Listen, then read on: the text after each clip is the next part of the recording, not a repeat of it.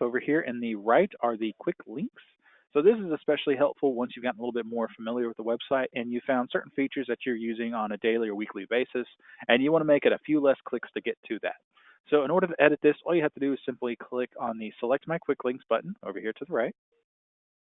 And from here, you can have up to 15 saved to your home page. And they have this somewhat organized, so you'll have your various activities in the left-hand column, and these will be different features found under the Manage tab over here. And then you'll have reports, which will be various reports found under the Reporting and Report queue. Now, of course, both of these I'll be going over in much greater detail in today's training. But for the time being, so if there's a feature in here that you find that you would like to add or remove, you simply find the feature you're looking for, click on the select or deselect button there, and then hit submit, and it'll update the home page for you. All right, so the next thing I'm going to go over is in the top right-hand corner, you're going to see your user ID and a drop-down box right next to it. So if I click that drop-down box, you're going to have some options here. Of course, here you'll see shortcuts to reset your image key and security questions, but we can also look a little bit deeper into the My Profile. And from here, you'll be able to see all of the, essentially your personal profile information that we have on file. As you can see, it really won't be much, simply your first, last name, your email address, and your phone number. It's especially important to keep your email address up to date because this will drive a small handful of automated emails. So definitely keep that up to date and running. And if you ever need to change it, just feel free to change it in here. A little bit further down here, you'll see password updates again and security questions. And then these are the other aforementioned email notifications. So to explain what both of these do, you'll have your early notification report. So if you have a line of credit with us, this will let you know if you ever reach 80% of that credit limit, and it's going to let you know. It's just going to simply send you a reminder, say, hey, you've reached 80%, please be advised. That way, if you ever receive this email, then you should know to hop into the website, check your credit summary, and then from there, you'll have to make the determination of, all right, I think we'll make it to the next cycle limit, or nope, we better make some sort of early payment. All right, and then you also have your invoice reports. So in lieu of sending you the invoice directly, this is simply going to send you a reminder letting you know, hey, the invoice has been generated on the website and you need to log in and retrieve it. So having said all that, if you decide you do or do not want any of these notifications anymore, you can simply click on the select or deselect buttons there, hit submit, and then it'll update it for you. All right, so I have one more feature from the homepage we're going to go over, and this is another tool for our top tier administrators on the accounts. So this next feature is especially helpful. So let's say you've hired on a new employee. They are now going to be in charge of managing the cards and managing all this batch process stuff with you, or similar to you, or similar to somebody else. So now they need to have a login, an iConnect data login, just like you do.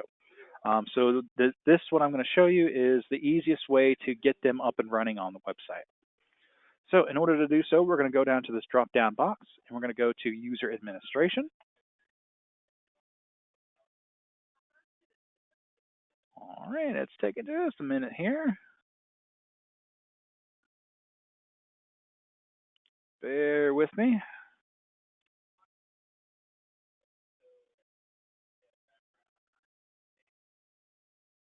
There we go. All right, that was a little longer than normal.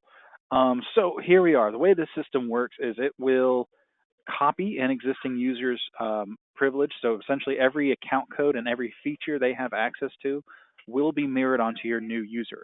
So from here, you would simply either type in yours or somebody else's that's going to be mirrored, user ID into here. And then over to the right, this is where you'll type in your new user ID for your new user. Highly recommend sticking with the similar naming schema that we've already provided, which is generally your account code followed by your first and last initial. By no means do you have to go through that, but it's just simply what we recommend. A little bit further down here, you'll also have your first, last name, or email address for the new user, and then you're also going to have this optional call-in button. If you click on that, you're going to have a code word field show up. So the main purpose behind the call-in and the code word system is if, for example, if you want this individual to be able to contact the call center, maybe your account manager's unavailable at the time, maybe it's the weekend, and maybe they're having a little trouble with the website, and they really need some help kind of right then and there. If they did not have a code word set up in the system, or if they do not know what their code word is, the call center will not be able to give them any assistance whatsoever. The main purpose behind that is this is their last line of defense to protect your account against unauthorized access. So they do treat this system extremely seriously. So if you do want this individual to be able to call in, please be sure to get with them. Come up with an easy to remember code word. Few little things about the code word itself. It can be any combination of numbers or letters, just no special characters, and they do need to be unique within the account. So you can't have everybody with the exact same code word. Now, of course, if you were to send this request into Comdata, we would also need all of this exact same information as well. So once you get all this populated, you can simply hit create user, and in approximately a minute, the page will show you that it's loading and working. Then this user ID will be created, and after you get the final confirmation, your user should receive an email pretty quickly with their login credentials. All right, so let's say we're on the flip side of things. If we want to delete a user, we're going to simply go down to delete, type in their user ID, click delete, and now that user will no longer have any access to your cards whatsoever. All right, and that will conclude the user admin. So before I move on to the main bulk of today's training, I want to take another quick pause and see if anybody has any questions for me.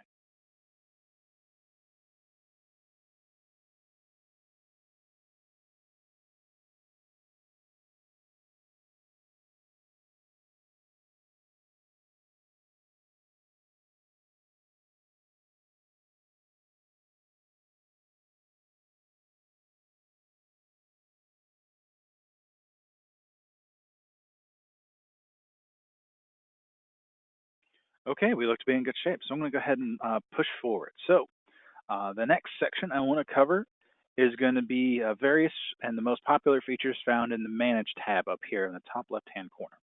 And to start things off, I'm going to show you how to, excuse me, just a second. Okay, sorry about that. So now I want to show you where to go to create a one-off virtual card. Now, fear not for anybody who's using the AP batch process. Those cards are going to be automatically created in an AP batch process. Of course, you've gone through all that integration already. But you may run into a situation where maybe you need to create a one-off card. Perhaps, there's going to be a one-off vendor. They accept credit cards and you would still rather use this than write a check. Perhaps somebody got missed in the last second. You're probably going to run into all sorts of different situations, but I do want to show you where to go to create a one-off card. So in order to do so, we're going to go to Manage. We're going to go down to Cards. And from here, we're going to go to Add Virtual Card at the very top.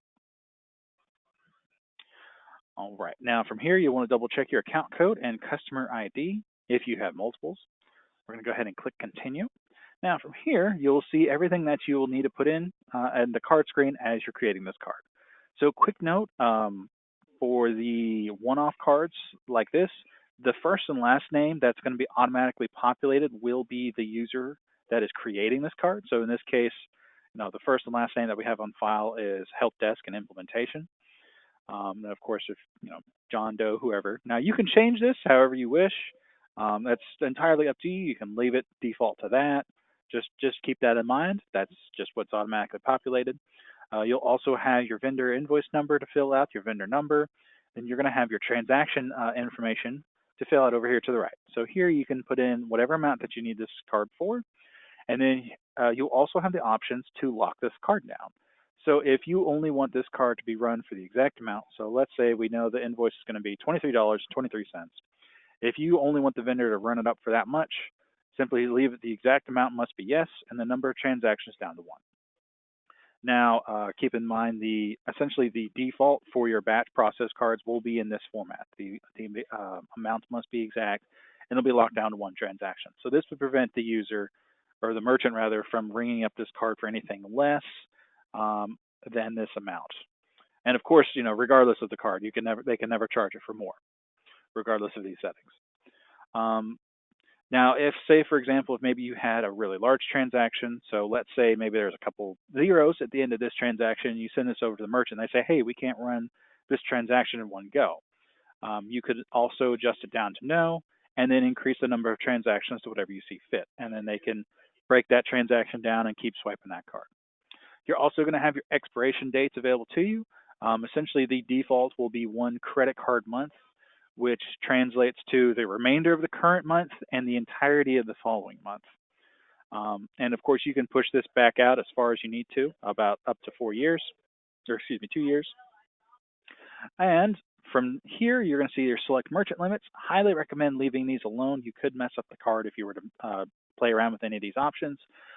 So just keep that in mind, leave those defaulted, and you should be good to go. So then once you hit the continue button, the next page will simply let you know, hey, your card's been created. You'll also see additional options to transmit that card. So you can either send that out via email or via fax number.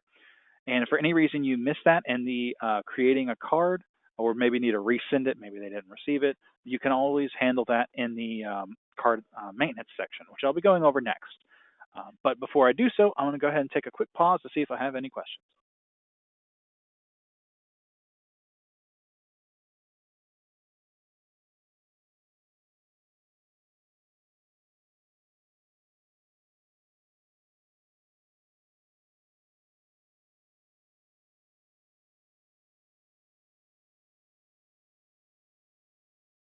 Okay, we look to be in good shape. So I'm going to go ahead and move on into how to manage our existing cards. So we're going to start off from the home page. Now we're going to go to manage. We're going to go to cards again. And from here, we're going to go to the very bottom option of search virtual card. Now, another just quick note, since my login has access to multiple products, there are going to be a lot of additional options here. So if your access is similar, just keep in mind that for the virtual cards that we're going over today, you will have to use either the add virtual card to add a new one or search virtual card to manage your existing cards. These other options, if you see card maintenance or order cards, those are for physical card products. So keep that in mind. All right, so once again, we're going to search virtual card to look at our cards. So from here, you will again want to double check that account code and customer ID. If you had a particular card in mind, you can fill out this information. Otherwise, you can leave it blank and hit the search, and this will show up all of the cards that you have in the file. And another quick note, regardless of how that card was created, if it was either created by an AP batch or created in a one-off, they're all going to show up here in the system that we're going over right now. So let's go ahead and pull up that full list. So again, here are all of the cards we've created on this account. So if there's a particular card we want to look at, and look at it in a little bit greater detail, we can simply click on the card number here. This is a hyperlink. That's going to take us to show us a little bit more detail. So here we can see everything that can be adjusted on this card in real time. So anything that you adjust here is going to be affected in real time. So you can adjust that dollar amount if need be. Maybe you missed a digit somewhere along the lines. You can adjust that dollar amount must be exact to yes or no. So, and again, if there was that similar situation, where you need to adjust it for the vendor, you can do so at any point. A little bit further down, you're going to have your statuses available to you. You're also going to have active and block. So keep in mind, you can move a card between active and block any number of times, at least until that card is expired. And then once it's expired, you'll no longer be able to adjust it. But of course, if it was expired and still active, the card will still be declined because it's expired. So you don't have to worry about that. You're also going to have two additional options here, fraud and stolen.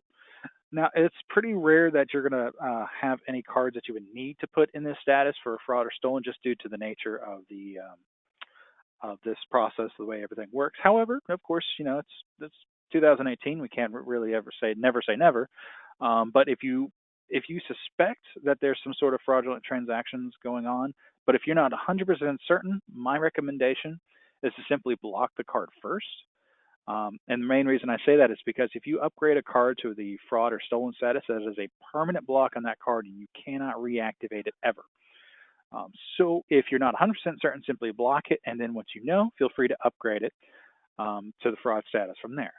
Now, another thing to note as well, essentially the block and fraud, they'll block any future transactions the same way. So it's more of just a kind of an extra record keeping / if you never ever want it to be activated ever again, you can upgrade it to fraud or stolen. All right, a little bit further down here, you'll see your transmit card options. And from here, of course, you can retransmit that card to whoever you need to send that to. And another quick note as well, if perhaps, if you created a batch and you happen to have maybe one or two vendors, that keeps coming back to you and say, hey, I never received the card, I never received the card. And if you suspect that either the email or the fax number is incorrect in the system, reach out to your project manager, and then they can reach out to the vendor enrollment team to make a more permanent adjustment to that. So, use typing in the transmit card. It's not saving anything. It's just simply going to transmit it in a one-off. All right, so here again, those merchant limits, highly recommend leaving those alone. And then at the very bottom here, you'll be able to see the security code. And then this will show you the CVC2 number on the card. So once I click the security code button, again, here's that CVC2 number for the card. Okie dokie. All right, so that will conclude card maintenance. So before I move on to the next section, let's go ahead and take another quick pause, see if I have any questions.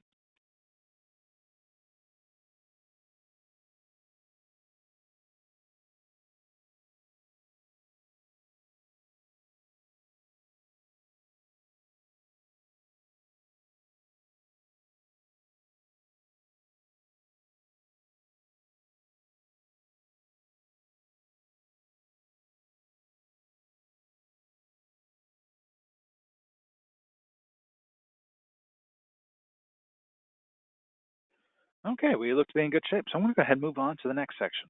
So now that we know how to order new cards and manage our existing cards, let's say we've created our batch, a few days have passed. Now we have a vendor calling up and saying, hey, your card's being declined. What's going on?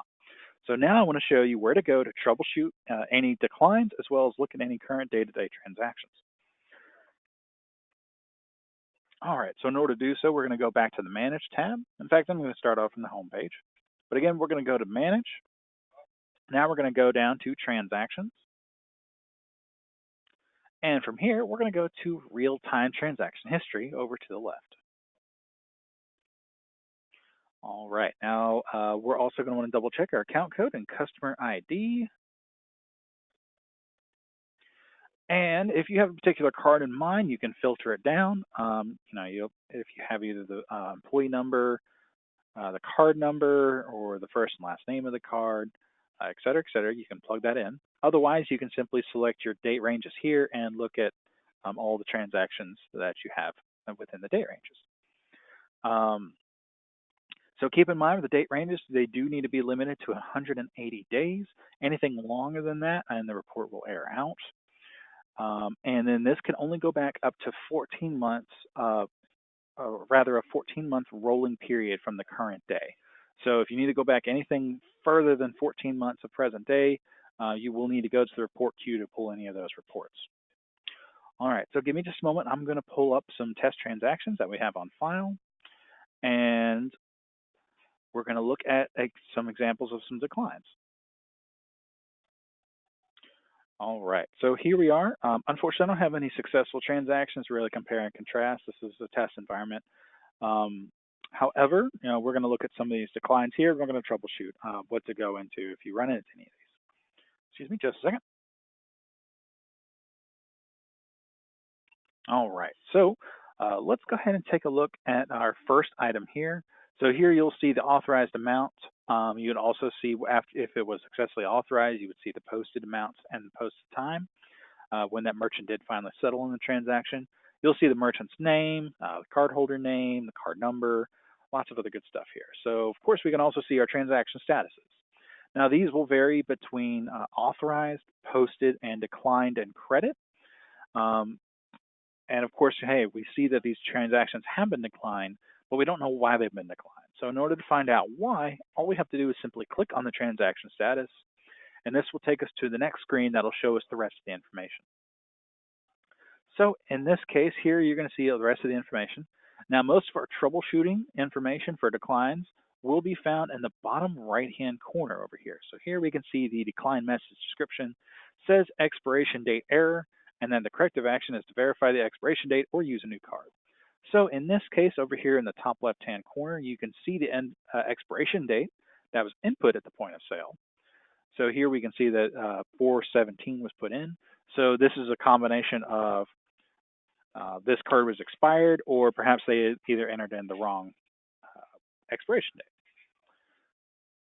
So the next transaction we're going to go over is this one for $2. We're going to take a look at this decline. All right, now down here in the bottom right hand corner, we're going to see that it says the must use full cycle amount, and the merchant must run the transaction for full cycle limit on the card. So this is probably one that you'll more than likely run into in the beginning, especially if you have a brand new vendor to the program. And then let's say, for example, you've created one virtual card, but it was paying, multiple invoices, maybe 2 or 3 invoices with that company. So when they receive that card, they see, oh, well, we have 3 invoices, so I'm going to ring this up for each individual invoice. However, if you set this up for default that said, the card must be used for the exact amount and only set it for one transaction, it's going to decline because they're trying to ring up that card for less. So then, if that merchant comes back to you and lets you know this is what's going on, then you'll have a few options. So you can let them know just like, hey, just ring it all up as one transaction. If they fight you about that for any reason, you can adjust that card to open it up to multiple transactions if need be. And then if you need to make that a more permanent change for this particular vendor, again, reach out to that project manager or vendor enrollment team, and they can make that adjustment for you. All right, so let's take a look at one more transaction. So we're going to look at this one for $170. All right, so this one in the bottom right-hand corner, if you ever see anything along this lines that says call credit department or contact Comdata, both of those error messages means that there's something wrong with the account as a whole and not necessarily with the card itself. Specifically with the call credit department, that would mean some sort of funding issue with the account. So that if you ever do see that, definitely get in touch with Comdata right away. We'll be more than happy to let you know what's going on and what you need to do to correct the issue. All right. So from there, that will conclude transaction history. So before I move on, I'm going to go ahead and take another quick pause to see if I have any other questions.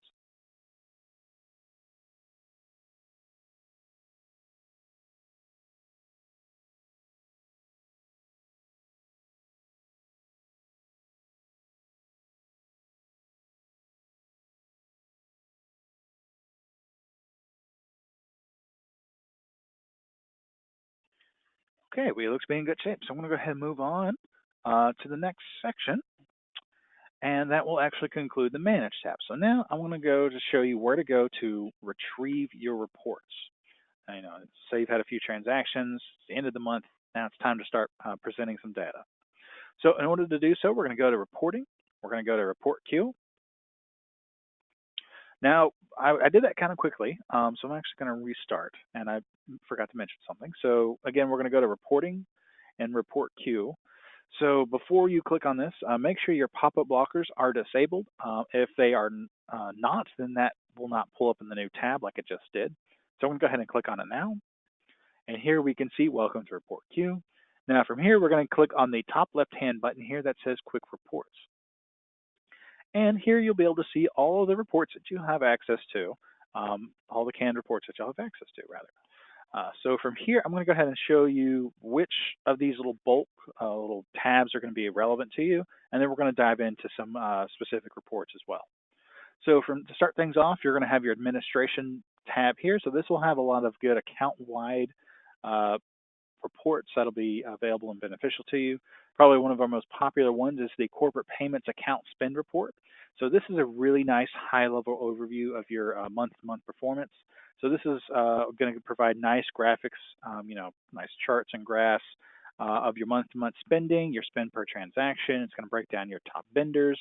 If you have any rebate information, it's also going to show up down there. Now, of course, this is only available in PDF, again, because it's, all the charts and graphs it provides. But, if you really want to, provide a nice kind of like just as a month-to-month reports, if you have a monthly meeting, this is probably one of the go-to reports that you want to bring to the table. All right, a little bit further down, you're going to have a lot of different options here. My Access has multiple products available, so you probably won't see as many here.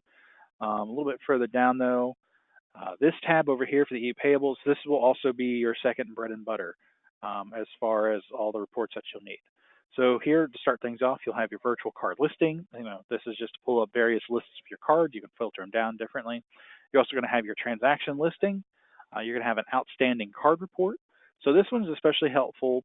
Let's say, you've created a batch, you've sent out your cards, you've monitored your credit limit through the credit summary button, and you happen to notice, it looks like maybe about 20% of the vendors haven't used the cards yet.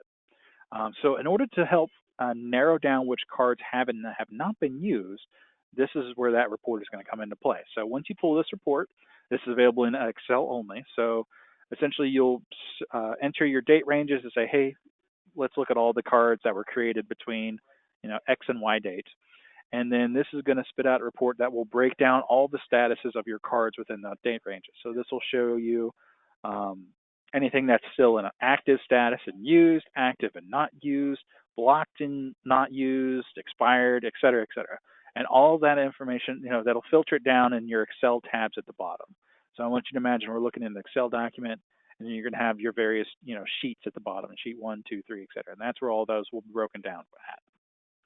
And then from there, you could, very easily determine, okay, this vendor hasn't used this card. So then it makes it easier for you to kind of follow up with your vendors.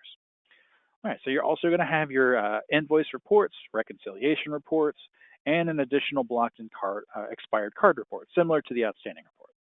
So in order to go in a little bit more detail, we're going to go ahead and click on the transaction listing. I want to go over some general kind of rule of thumb that apply to all the reports in here. All right, so here we're looking at the ePayables transaction listing. So you'll also want to double check your account code and customer ID if you have multiples. This information kind of in the middle here will vary based on the report that you're pulling. So if you wanted to filter this down by the vendor code, name, card token, et cetera, you can do so. So the posted start, or rather the start date and the end dates that you're searching for, this will pertain to all reports here in the report queue. You will need to keep your search windows within 180 days, very similar to the real-time transaction history. Now, probably the biggest difference, though, is this can go back all the way to the life of the account. So if you've been a happy customer with us for 10 years, you can go all the way back to day one and look at that very first transaction that you had. Now, on the flip side of things, while you can go back all the way, unfortunately, there is a 2-day delay between when a merchant posts a transaction and when it's going to be populated here in the system. So having said that, if you need to pull any month-end reports, you will need to wait until about the 3rd of the following month before everything is fully populated in the system. Also, these various reports will be available in either PDF and or Excel. If it's available in Excel, you would see this Excel download button, and then the PDF version would say view report. It's not going to necessarily say PDF, but just bear that in mind as well.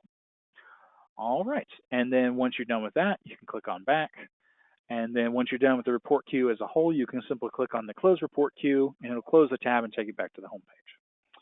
All right, and my best recommendation as far as our reports go is once you have a few transactions, a few days have passed, please be sure to just start diving in here and just start pulling all sorts of different reports that look like they're going to be relevant to you. It's really the best way to get familiar with the system. And then once you've seen all the reports, then feel free to contact your Comdata rep if you have any questions in between that. All right, so before I move on to the next section, I want to see if anybody has any questions for me.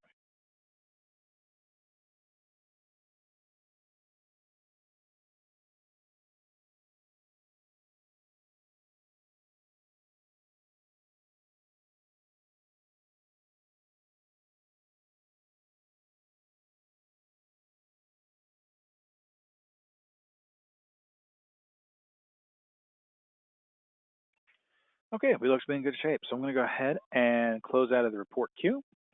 And now I'm going to show you where to go to retrieve your invoices. So in order to do so, we're going to go to the Payment Center. We're going to go to My Invoices. Now, from here, you want to double check your report type. Oh, excuse me, just a second.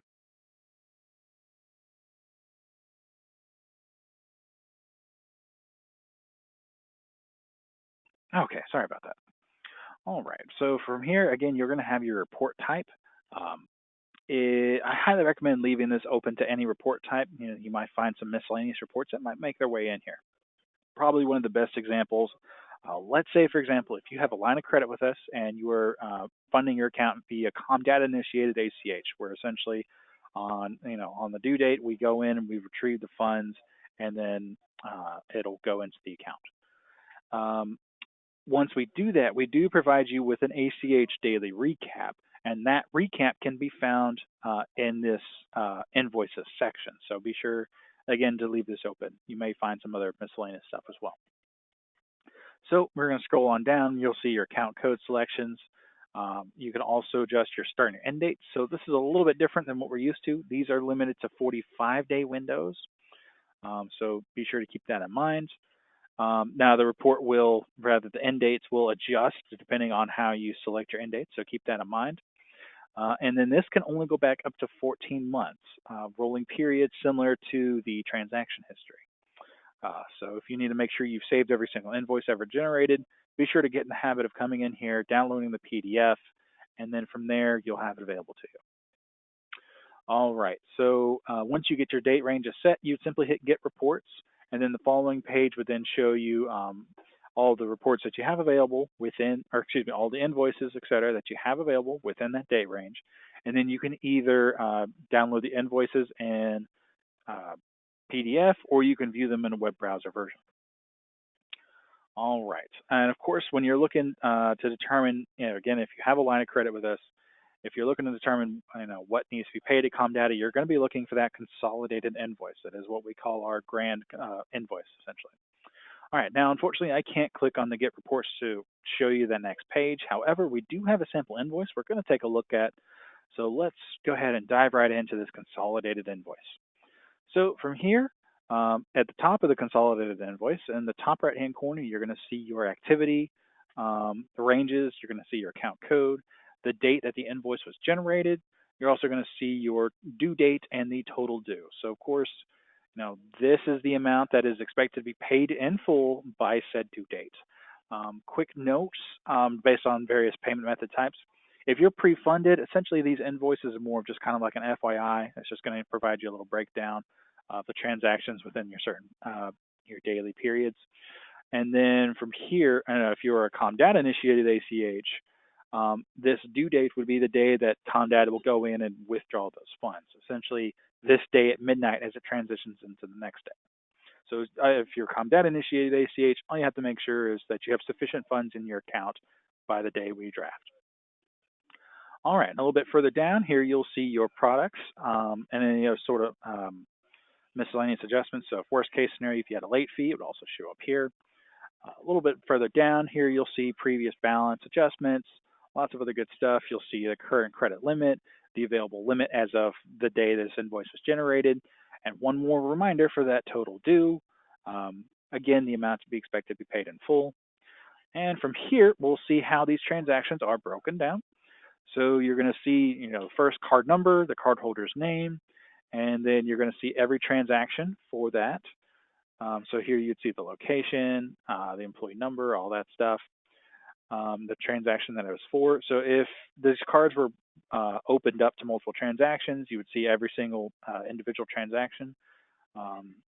Scroll on down, you'll see the address of your cards, et cetera, et cetera. A little bit further down, you'll see your customer ID dividers. So if you have multiple customer IDs, you'll see multiples of these. And these are just quick little summary pages. A little bit further down, you'll also see an additional account summary page. And then on the very, very last page, this will show you any additional breakdowns on your account. So if you had any credits that were placed on the account, perhaps Comdata initiated or provided you a credit for whatever reason, you would see that show up down here. And then, of course, if you had a late fee, it would also show up down here as well. All right. And, of course, if you have any questions over anything you see on your invoice, feel free to let your Comdata rep know. We'll be more than happy to fill in the gaps. All right. So before I move on to the next and last section of today's training, I'm going to go ahead and take another quick pause to see if anybody has any questions for me.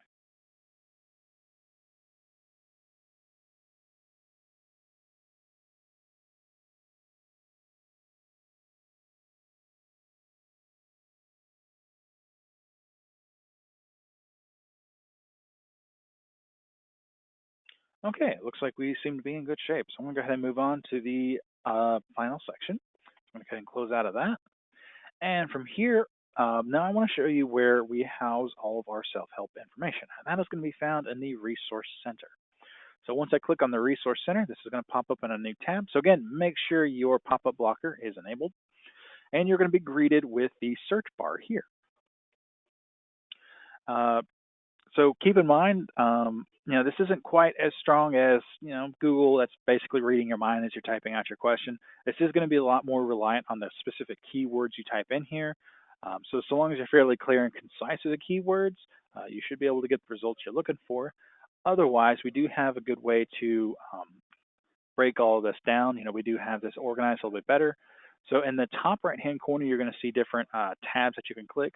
So everything that revolves around us in the payables world can be found under this virtual payments button here. So if I click on this, this is going to show us some of the top questions and answers, a lot of our quick documents that we have on file. So this will have various PDFs in regards to how to edit your cards or create cards, and many features that we've gone over in today's training. So for example, if we want to see, hey, how do we edit a virtual card? So if I click on this classic card maintenance, this is going to show us the PDF, and it's going to give us step-by-step pictures about how to go about this process. And of course, you can download these PDFs. So let's say if you had a new person, you want to give them kind of a nice little care package of literature for them to look over on their own time, and you can provide that for them. All right, a little bit further down as well here, you'll see additional training opportunities, our user guides, and our reporting guides as well. So these are especially helpful, if you have a report that you pulled, you weren't quite sure what a particular line item might have meant, then you can come in here, find the report, look at the report guide, and it'll explain a lot more for you. All right, one last thing as well, Comdata has really grown over the years based off customer feedback. So if there's any features on the website, specifically with the website, that you feel are either working great for you or you feel like they need a lot of work, please be sure to leave that feedback in the top right-hand corner. That will go directly to the web page team, and then they'll be able to make adjustments based off the the number of consistent feedback they get. So, again, please be sure to leave that feedback if there's anything you feel strongly about. All right, so not only will that conclude the Resource Center, but that will conclude today's training as a whole. So before I move on, before we part ways for the day, I want to go ahead and take a quick pause to see if anybody has any questions over anything we've gone over today.